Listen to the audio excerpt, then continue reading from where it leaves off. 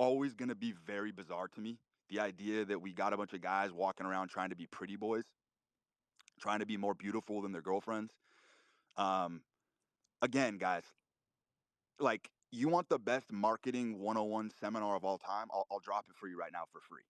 Life is all, and I mean all, about juxtaposition, the coincidentia oppositorum, the reconciliation of opposites. That is the entire game of life. And if you happen to be born a very handsome male, guess what?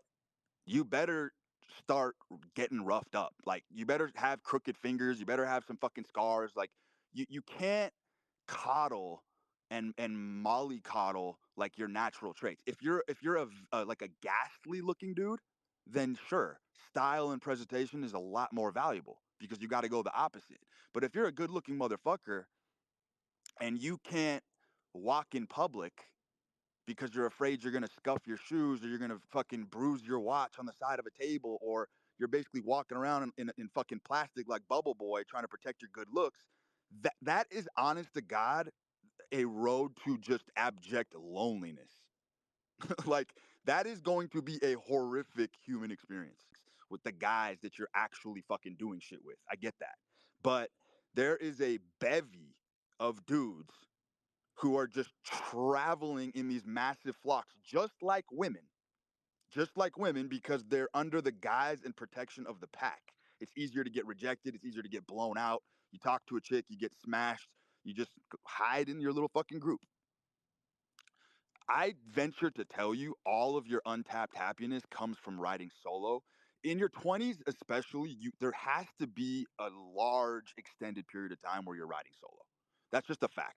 You have to figure out who the fuck you are. You have to learn how to take yourself out to dinner. You have to go to the gym without a fucking gym buddy or a fucking spotter. Like you can do so many things. You have to get on fucking airplanes, go travel the world, go explore the world solo, go backcountry skiing. I talked about this last year. I launched a series of tweets about how if you wanted maximum personal growth, then you have to start solo adventuring as a man. Because the nights are lonely, the nights are gnawing, and the nights are terrifying and they're horrifying. And a lot of these experiences that you're gonna go through, you're not gonna have a shoulder to cry on. And that's where you find who you are, what you believe, what you think.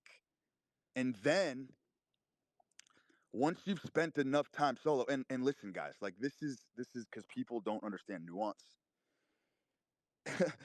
That doesn't mean that you're not the most gregarious man on earth. Okay, just because you're solo doesn't mean you're an antisocial loner. Again, we're talking about branding here. If you're a solo cat and you never go outside, yes, you're a fucking loser. But if you're a solo artist and you're rocking out into the world and you're chatting up everybody, you go to restaurants, you're fucking breaking bread, you're meeting new people, you're in charge of the relationships that you are creating as a solo individual. That is a very honorable path. I'm not talking about being a fucking lone wolf. Of course you need people. Of course you need people. But it has to be done on your terms, because a lot of you guys have relationships and friendships. You don't even know why the fuck you have these friends. It's just a every killer that I know who's truly made it in this life went through a period of severe loneliness and solitude, which, by the way, guys, you guys are forgetting that solitude is inherently extremely masculine. So if you're not taking time to do things by yourself, going on midnight hikes, going backcountry skiing, like I said, going on scary adventures by yourself to go discover the world, you're missing out on these key areas of growth in your life that are going to really, really catapult your development. So we're seeing a lot of stunted development, is what I'm noticing in this younger generation. Severely handicapped and severely stunted. Point remains the same.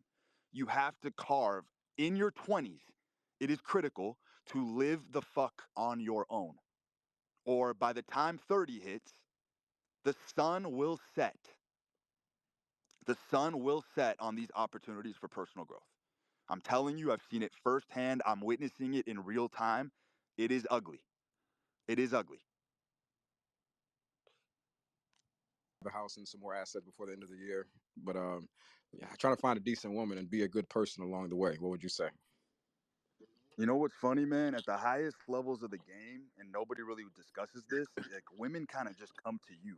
Like if you're an altogether man and you are that man that I just described, like women absolutely do just come to you. It's just how it works. Like it's all about positioning. Like what I'm saying is like if you if you lock down a spot, for example, Hmm. let's say you're a regular at a restaurant and you have this spot on lockdown every day of the week.